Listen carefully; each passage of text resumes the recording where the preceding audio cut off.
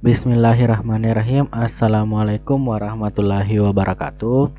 Baik, kali ini kita akan mempelajari mengenai produk rakitan listrik dan model bangunan teknologi konstruksi untuk prakarya kelas 9. Oke. Jadi kita untuk materi ini kita lebih banyak untuk membahas masalah listrik ya dan teknologi konstruksi. Oke, langsung saja kita masuk ke materi. Yang pertama itu mengenai teknologi listrik. Oke, listrik itu adalah sifat benda yang muncul dari adanya muatan listrik. Muatan listrik itu terdiri dari dua, ada muatan listrik negatif dan ada muatan listrik positif.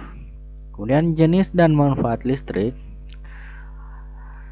Arus listrik adalah mengalirnya elektron secara kontinu pada konduktor akibat perbedaan jumlah elektron pada beberapa lokasi yang jumlah elektronnya tidak sama. Kemudian arus listrik itu dibagi menjadi dua, yaitu yang pertama arus listrik searah atau DC. Arus listrik ini arahnya selalu tetap ya, disebut arus listrik searah. Kemudian arus listrik yang arahnya berubah-ubah dinamakan arus listrik bolak-balik. Kemudian arus listrik ini berfungsi sebagai sumber energi. Dengan adanya arus listrik, maka seluruh energi itu dapat dibangkitkan. Oke.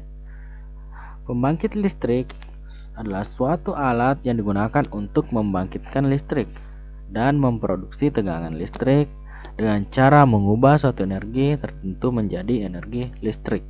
Oke, bisa dipahami ya. Jadi pembangkit listrik itu adalah suatu alat yang digunakan untuk mengubah suatu energi tertentu menjadi energi listrik. Pembangkit listrik itu ada beberapa ya. Yang pertama ada pembangkit listrik tenaga air. Berarti pembangkit listrik ini menggunakan air. Air itu digunakan untuk memutar turbin, yang nantinya akan dihubungkan dengan suatu generator. Nah, generator ini nanti yang akan menghasilkan listrik. Kayak contoh pembangkit listrik tenaga air ada PLTA Bakaru di Sulawesi Selatan, ada PLTA Sigura-Gura Sumatera Utara, dan PLTA Saguling Jawa Barat. Itu adalah contoh pembangkit listrik tenaga air.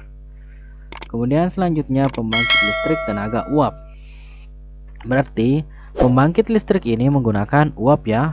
Nah, hasil pemanasan tadi itu menghasilkan uap nanti yang digunakan untuk memutar turbin. Nah, turbin tadi dihubungkan juga dengan generator dan menghasilkan listrik. Oke.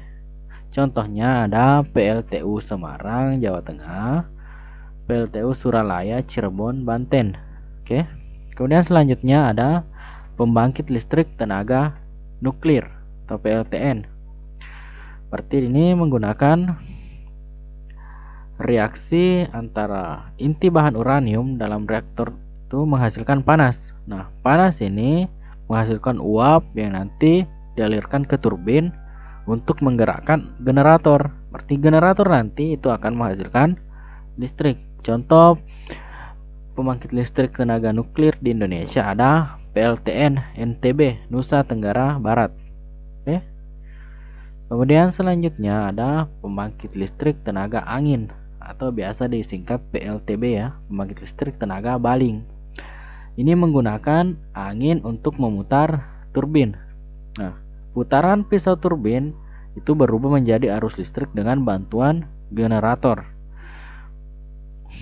Contoh pembangkit listrik tenaga angin di Indonesia ada PLTB Sidrap ya, Sulawesi Selatan, ada juga PLTB Jeneponto di Sulawesi Selatan. Kemudian selanjutnya pembangkit listrik tenaga batu bara, atau ini sama ya dengan pembangkit listrik tenaga uap, namun ini dia menggunakan bahan bakar berupa batu bara. Nah, itu digunakan untuk mendidihkan air agar menghasilkan uap. Uap yang dihasilkan tadi untuk menggerakkan turbin. Nah, turbin itu kemudian diubah menjadi energi listrik. Contoh ada PLTU Batubara Bukit Asam Sumatera Utara. Ini sama ya kerjanya dengan pembangkit listrik tenaga uap. Kemudian selanjutnya ada pembangkit listrik tenaga surya atau PLTS. Ini berarti menggunakan sel fotovoltaik atau biasa disebut dengan sel surya. Ini yang berperan untuk menangkap sinar matahari yang menghasilkan panas ya. Nah, panas ini kemudian diubah menjadi